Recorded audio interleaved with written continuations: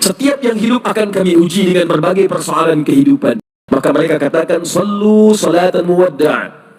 Ayo salat dan rasakan mungkin ini salat perpisahan, salat terakhir kita yang kita tunaikan. Rumus ini diambil di Quran surah kedua Al-Baqarah ayat ke-45 sampai 46. Di ayat 45 Allah memberikan gambaran orang khusyuk. Ya wasta'inu bis-sabri was-salat wa innaha lakabiratun illa 'alal khashi'in. Kalau Anda punya masalah dalam hidup, kata Allah, jangan mengeluh. Ayo minta solusi kepada Allah. Pertama, terima dengan sabar. Menerima dengan sabar memberikan ketentraman pada jiwa. Minimal jiwa tenang dulu walaupun solusi belum datang. Jiwa yang gelisah hanya akan menghadirkan keresahan dan sikap yang tidak penting, sehingga melahirkan hal-hal yang tidak kondusif. Nah, kata Quran, sabar dulu, terima. Ini ujian. Tidak mungkin Allah menguji seseorang yang tidak sanggup menerimanya. Kaidahnya mengatakan, la yukallifullahu nafsan illa wus'aha. Allah hanya akan menguji seorang hamba kalau dia sanggup menerimanya. Kalau Anda sekarang bawa masalah yang sangat besar, itu hanya Anda yang sanggup, yang lain tidak. Makanya Anda yang diuji, bukan orang lain. Terima dengan sabar, ada pahala di dalamnya. Bukankah Anda ingin dekat dengan Allah? Dekat dengan Allah itu kuncinya kesabaran. Karena itu Allah firmankan, innallaha ma'as sabirin. Quran surah kedua ayat 153. Sabar itu adalah kalimat pembuka ucapan selamat dari malaikat ketika menyambut para ahli surga. Bukankah Anda ingin masuk surga? Maka di Quran surah ke-13 ayat ke-24, malaikat disebutkan dalam Quran menyambut ahli surga pertama kali dengan kalimat sabar. Salamun alaikum bima sabartum fa ni'ma uqbad-dar.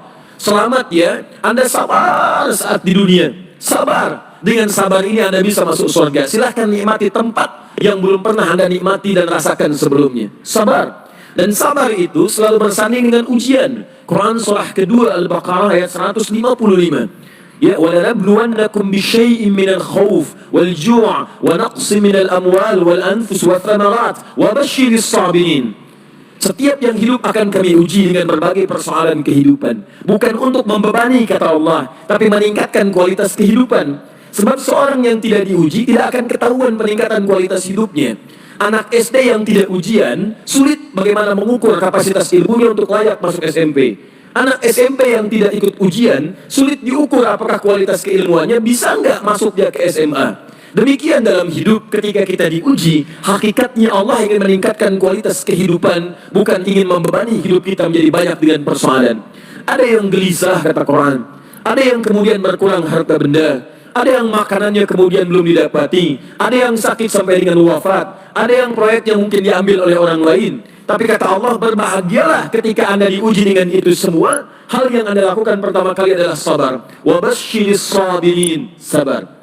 Tapi yang paling menarik, sabar itu tidak mudah. Tapi ada yang lebih susah dibandingkan dengan sabar, yaitu khusyuk. Khusyuk. Karena itu ketika Allah menyandingkan sabar dengan khusyuk, wasta'inu bis-sabri was-salat. Jika Anda punya masalah, terima dulu dengan sabar, minta tolong lewat salat. Tapi salat tidak mudah, illa 'alal khashi'in, kecuali bagi orang khusyuk. Khusyuk lebih sulit dibandingkan dengan sabar. Ketika Allah sandingkan antara sabar dengan khusyuk dalam salat, maka kata gantinya hanya menunjuk kepada salat. Wa innaha, bukan wa innahu. Ha, dhamirnya muannats. Salat ujungnya ta marbutah, menunjuk pada muannats. Maka kata Allah, menunaikan salat dengan khusyuk itu lebih sulit dibandingkan sabar, sekedar sabar menerima ujian. Kenapa? Dalam sabar kita masih bisa mengingat sesuatu yang ingin kita ingat. Dalam salat yang tidak ingin Anda ingat bisa diingat. Silahkan cek Abu Dawud nomor hadis 857. Ketika Anda bertakbir mengucapkan Allahu Akbar, disitulah kata Nabi, setan akan membisikkan pada jiwa Anda, uzkur kada, uzkur kada. Ibu kalau belum takbir, Bu, biasa aja. Tapi begitu ibu mengucapkan Allahu Akbar, kata Nabi, setan di situ mulai bekerja. Ingat ini ya, ingat itu ya. Gak percaya silahkan nanti zuhur, Bu. Begitu ibu takbir, handphone, ingat WhatsApp belum dibalas, miss call belum dijawab, entah itu khairayara atau miss call syarayara. Mesti ingat tuh. Bahkan kata-kata saya ini ibu akan ingat tuh. Begitu ibu takbir, mulai bekerja. Ingat ya, kata Ustaz tadi, setan akan bisikin tuh. Itu setan, Bu, bukan saya. Muncul dia. Ya hatta la yash'ur al-musalli kam rak'atan yusalli. Sampai-sampai orang sholat, kata Nabi ini, kalau Nabi bicara pasti akan terbukti. Sampai-sampai orang sholat ada yang tidak sadar berapa rakaat sedang menunaikan sholatnya. Oh. Muncul. Nah, kalau Anda ingin khusyuk bagaimana caranya? Ayat 46 yang mengatakan, ini poin kita. Alladzina yadhunnuna annahum mulaqu rabbihim wa annahum ilaihi raji'un. Alladzina yadhunnuna annahum mulaqu rabbihim. Orang salat yang khusyuk itu sudah ketahuan, kata Quran, dari persiapannya. Dia bersiap untuk menjumpai Rabbnya. Tuh.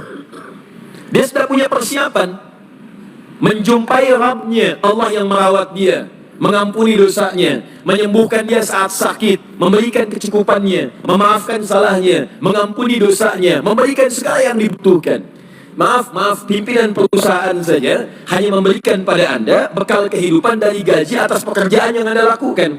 Anda sekarang diundang sama pimpinan jam 9 misalnya datang. Bukan persiapannya luar biasa? Mandi, cari pakaian yang bagus, ya, kemudian mohon maaf sekali, sepatunya pun sampai dibersihkan dulu, rapikan, datang dengan penampilan luar biasa. Nah, orang yang menghadap pencipta pimpinan, pencipta segalanya, Malikul Mulki, menghadap kepada Allah, itu kata Quran kelihatan dari sejak persiapan akan beda dengan yang lain. Jadi kalau menghadap manusia saja sudah bagus, menghadap Allah lain. Ketika tiba panggilan dari masjid, Quran surah ke-7 ayat 31. Ya bani Adam khudhu zinatakum inda kulli masjid. Hei anak cucu Adam, kalau sudah tiba panggilan dari masjid, maka siapkan penampilan terbaikmu. Orang khusyuk beda. Begitu mendengar kalimat Allahu Akbar, persiapan sudah bagus. Nah, jadi kalau Anda sudah merasakan persiapan seperti itu, maka ketahuilah Allah sedang mencintai Anda karena sedang meresapkan kekhusyuan dalam jiwa Anda. Tapi kalau sebaliknya, dengar adzan masih santai. Kok masih santai? Belum qomat. Dengar qomat belum siap-siap. Atau bahkan lebih dahsyat, dengar adzan tapi sudah menolak. Allahu Akbar, kecilin volumenya. Wah, ini masalah. Dan kita doakan supaya mendapatkan pencerahan lebih baik, bukan dicela, karena mungkin belum siap menerima nilai kebaikan, sehingga doa kita bisa memudahkan itu untuk didapatkan. Begitu cara merespon sesuatu. Jangan selalu keburukan yang terlihat direspon dengan cara yang lebih buruk, tidak. Ya, mencegah kemungkaran bukan dengan cara yang mungkar. Hal yang pertama kita lakukan, tumbuhkan sikap ma'ruf, nilai-nilai kebaikan yang dengan itu kemudian mendapatkan simpati yang lebih baik dari sebelumnya. Anda punya tetangga, tetangganya muslim, laki-laki, beriman kepada Allah. Jarak dia ke masjid cuma 5 meter. Ini masjid, ini rumah dia. Speaker masjid menghadap ke rumahnya begini. Ya. Tapi dengar adzan belum tergerak untuk ke masjid. Nggak mau dia ke masjid. Apa hukumnya? Hukum laki-laki beriman yang tidak mau ke masjid, rumahnya dekat dengan masjid. Apa hukumnya? Beri nasihat, bakar rumahnya. Main bakar aja. Sudah, hukumnya ajak dia ke masjid. Paham? Barangkali dititipkan oleh Allah jadi tetangga bapak, supaya bapak dapat banyak pahala dari situ. Karena cuma bapak yang bisa ngajak, bukan dititipkan pada tetangga yang lain. Kenapa nggak Anda ajak? Tetangga masa gitu? Ya, ajak dia. Ya ajak, doakan di malam hari, ajak di pagi harinya, ayo ke masjid. Begitu dia ke masjid karena ajakan Anda, maka setiap dia masuk masjid dan ibadah di masjid, Anda mendapatkan bagian dari pahalanya. 2 lafaz hadisnya. Di hadis Muslim hadis 1402, man sanna fil islami sunnatan hasanatan falahu ajruha mithla ajri fa'iliha min ghairi an yankusa min ajriha syai'. Siapa yang mengoptimalkan sunnah-sunnah kebaikan dalam Islam, mengajak pada sesuatu kebiasaan dalam Islam, diikuti oleh orang lain, maka dia mendapatkan pahala dari yang mengikuti itu tanpa dikurangi sedikit pun. Sunnah kebaikan berjamaah, sunnah yang sangat ditekankan. Ayo ke masjid.